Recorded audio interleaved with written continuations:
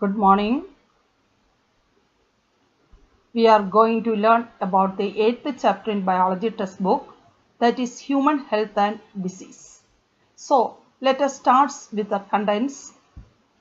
A brief introduction, common disease in human, immunity, AIDS, cancer, and finally drugs and alcohol abuse. The main context which is discussed here is about health. So let us learn the definition of it, which was given by WHO. It is a state of complete physical, mental and social well-being and not merely the absence of disease or infirmity.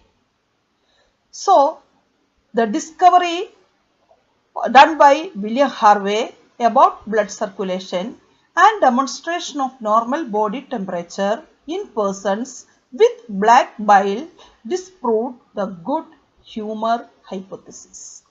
So mind influenced by neural system, endocrine system and immune system, together they affect health. So the main factors affecting health are, so that is genetic disorders, deficiencies with which a child is born and that deficiency is inherited from parents from birth. Second one is infections and third one is lifestyle, including food and water we take, rest and exercise we give to our bodies, habits that we have or lack, etc. So the main conditions or the factors that affect good health are, so balanced diet, personal hygiene, regular exercise, then clean water and food, rest and recreation, then control of vectors, etc. So many common diseases are in our biology chapter. So any improper functioning of the body or malfunctioning of the body leads to disease. Disease can be broadly grouped into two categories, communicable and non-communicable disease. Otherwise, it is called infectious or non-infectious disease. So, some disease that are transferred from one person to another person, such diseases are called communicable disease. Example, fever, cough, pneumonia, typhoid, all are communicable disease. Some disease that are never spread from one person to another person, such diseases are called non-infectious or non-communicable disease. Example, blood pressure, diabetes, heart attack. Okay. So, any organism that causes disease. So, that is pathogens. So, you know that many pathogens, name virus, bacteria, fungi, protozoans, helminth.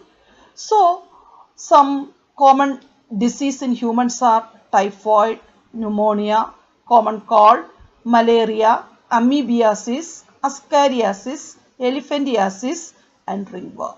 We study one by one. So, first one is typhoid. Typhoid is a bacterial disease. It is caused by Salmonella typhi. So, this bacteria affects the small intestine of human beings. So, the main symptoms of these diseases are sustained high fever, that is 39 degrees Celsius to 40 degrees Celsius. Then diarrhea, intestinal ulcer, loss of appetite, constipation, headache, weakness. So, the mode of transmission is contaminated food and water. So, it is diagnosed or confirmed by a test called viral test. So, a story behind this one, a lady named Mary Mellon, nicknamed as Typhoid Mary, she is a cook by profession and she is also a typhoid carrier. She spread this disease to many people through the food she prepared. Second disease is pneumonia. The causative agent of this disease is Streptococcus pneumonia or Haemophilus influenzae. So, it is another bacterial disease. The affected part is alveoli of the lungs. So the main symptoms are fever, chill, headache and cough. So in severe cases, the lips and the finger turns bluish or greyish in color. So the mode of transmission is inhalation of droplets or aerosols released by infected person or by sharing glasses and utensils with an infected person. So the third disease is common cold. It is caused by rhinovirus. The affected part is nose and respiratory passage. The important symptoms of these diseases are nasal congestion and discharge, sore throat, cough, headache and tiredness. So the ways of transmission are droplets from cough or sneeze of an infected person, which are inhaled directly or through contaminated objects. Next disease is malaria. It is caused by a tiny protozoan parasite, Plasmodium. Different species of Plasmodium are Plasmodium vivax, Plasmodium falciparum and Plasmodium malariae. Of these, Plasmodium falciparum causes malignant malaria. It is the most serious one and death occurs. The schematic diagram of Plasmodium vivax is shown here. When the infected mosquito bites a healthy person, then it injects the sporozoid stage, that is the infectious stage, into the bloodstream. The sporozoids reach the liver through the blood. Then some sporozoids attack the RBC. The liver cell and the RBC burst. The asexual reproduction takes place in these two regions. Then some sporozoids again attack the liver cell and RBC. Some parasites changed into male and female gametes. So that is gametocide. So the sexual stage starts from here. At that time, the female Anopheles mosquito takes blood from that infected person. They take blood along with this gametocide stage. Then further development takes place in the mosquito's intestine, that is fertilization and development. Then after that, this sporozoid stage travels into the, that is escape from the intestine, and it migrates to the mosquito's salivary glands for the next attack. So this Plasmodium vivax is a digenetic parasite. It completes its life cycle in two hosts. One is human and the second one is female Anopheles mosquito. So these are the points that already discussed. The next one is amoebiasis, that is amoebic dysentery. The causative agent is Entamoeba histolytica. So the important part, it affects the large intestine. So the infectious stage of this amoebic dysentery is cyst. So the main symptoms of these diseases are constipation, abdominal pain and cramps. Then stools with excess mucus and blood clot. So the parasite transmitted from the fecal matter of an infected person, then drinking water contaminated by fecal matter. So the next disease is ascariasis. It is caused by Ascaris lumbricoides. It is found in the intestine, and the important symptoms of these diseases are internal bleeding of intestine, muscular pain, fever, anemia, blockage of intestinal passage, etc. So this parasite transmits from one person to another person through the contaminated food. Then contamination takes place through fecal matter of infected persons. So the next disease is elephantiasis. The elephantiasis is caused by Wuchereria. It exists in two genera. One is Wuchereria bancrofti and Wuchereria malai. So the affected part of this worm is lymphatic vessel of lower limb and genital organs. So this disease transmitted from one person to another person through the bite of Culex, female Culex mosquito. The important symptoms are chronic inflammation of the genital organs and the lymphatic vessel of lower limb. So, the last one is ringworm disease.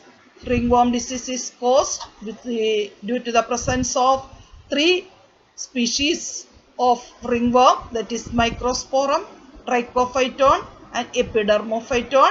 So it affects the scale, nails, folds of skin in groin and toes.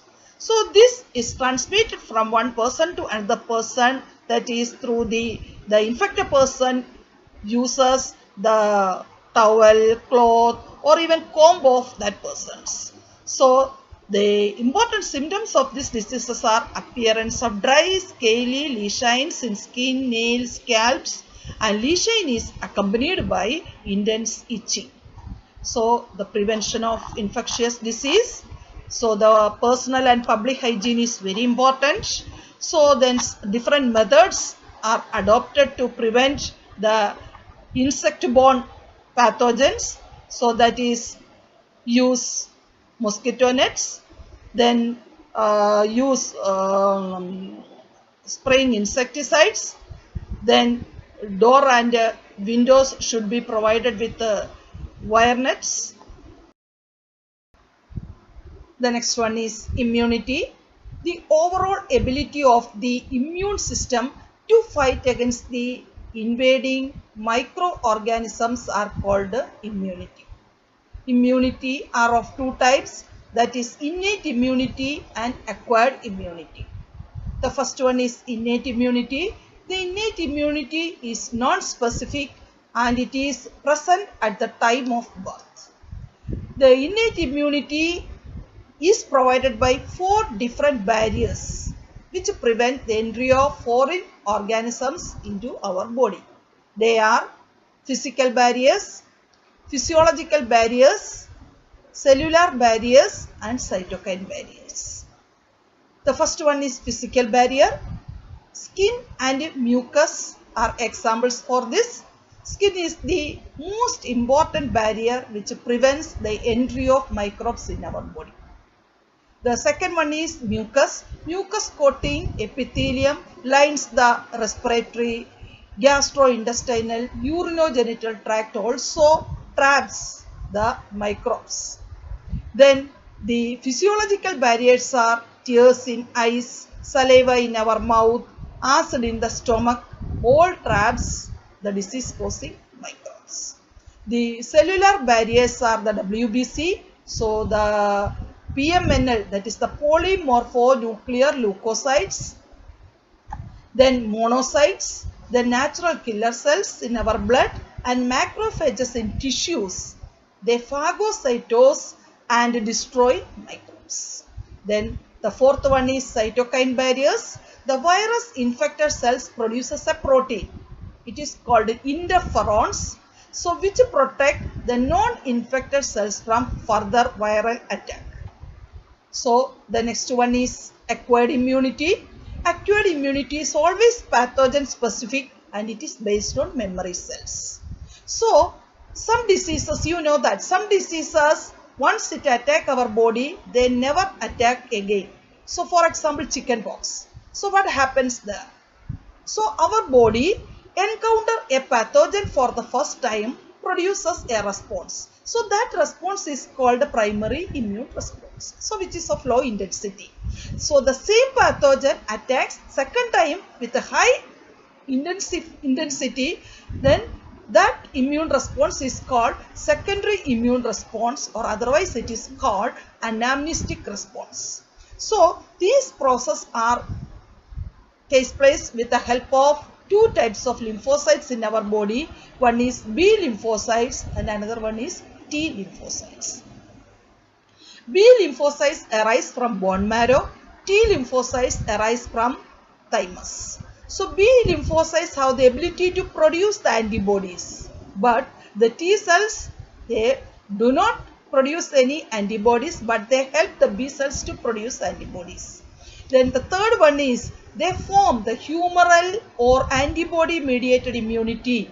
So that is, these lymphocytes are found in our blood. So the word humoral means. So the T lymphocytes form cell-mediated immunity. The B cells do not take part in organ transplantation, but the T cells take part in organ transplantation.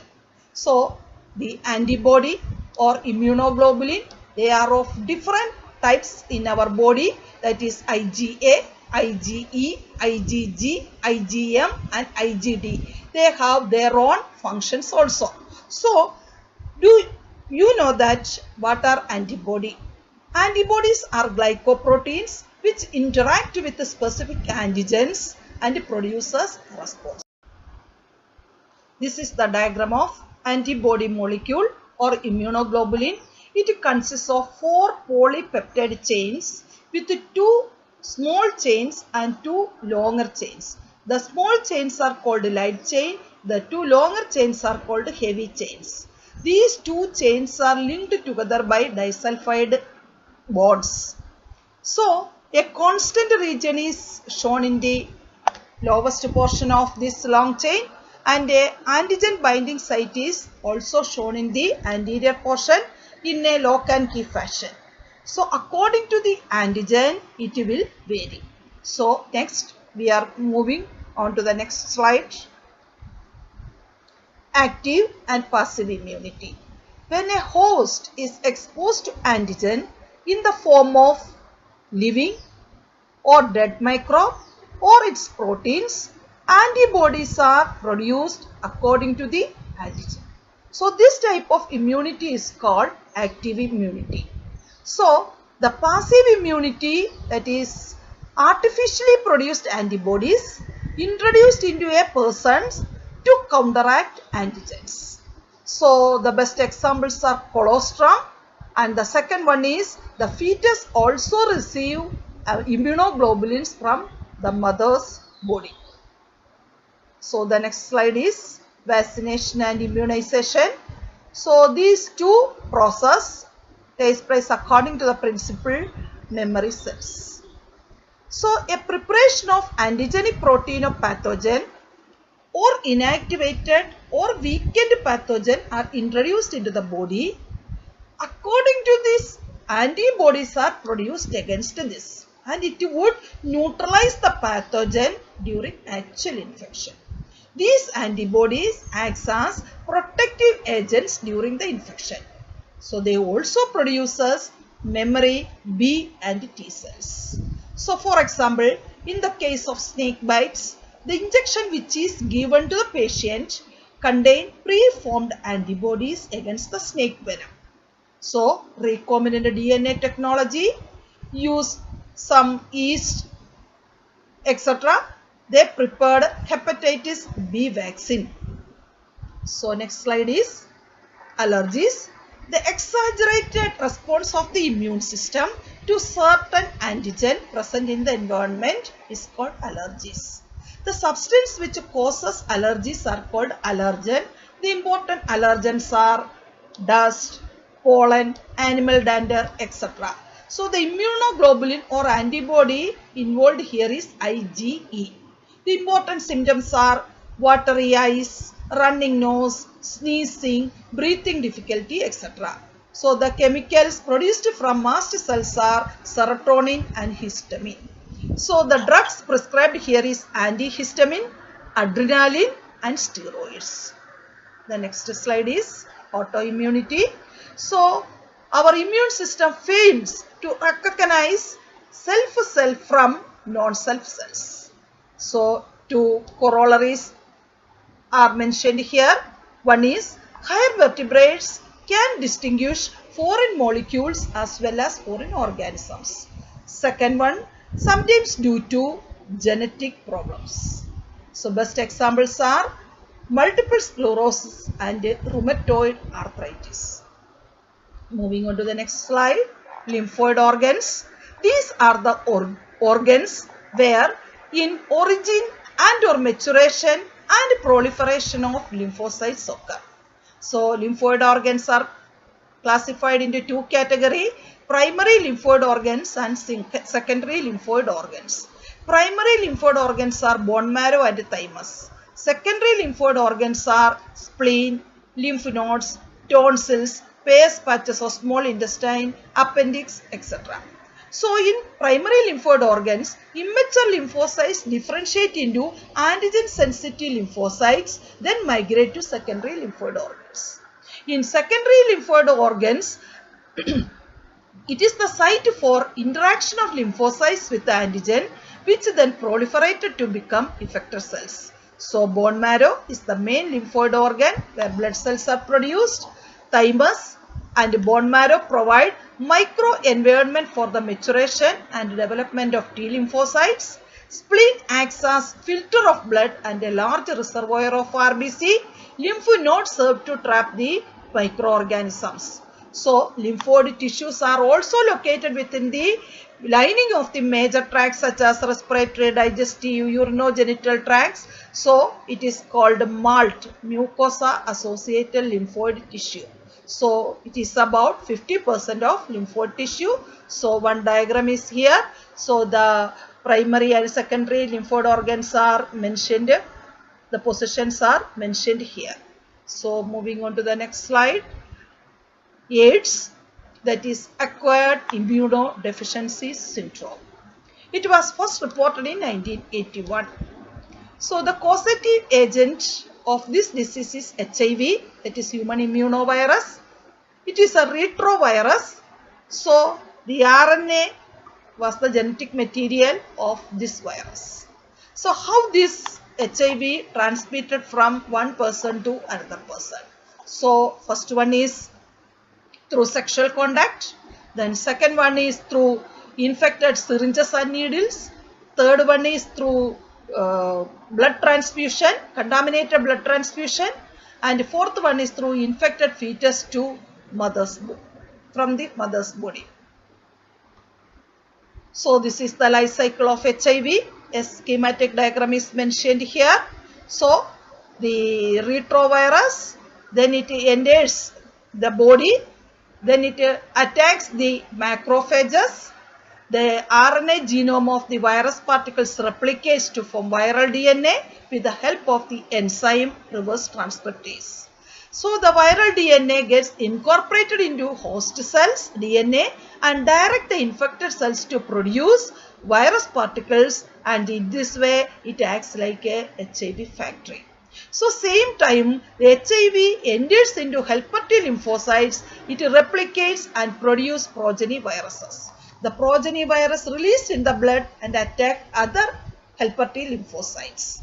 This process is repeated, leading to a progressive decrease in the number of helper T lymphocytes in our body. So in this period, the person suffers fever, diarrhea, weight loss, etc. So the person starts suffering from infection due to bacteria, especially mycobacterium, viruses, fungi, and even parasites like toxoplasma. So a diagnostic test helpful to identify this virus. So that test is called ELISA, that is enzyme linked immunosorbent assay.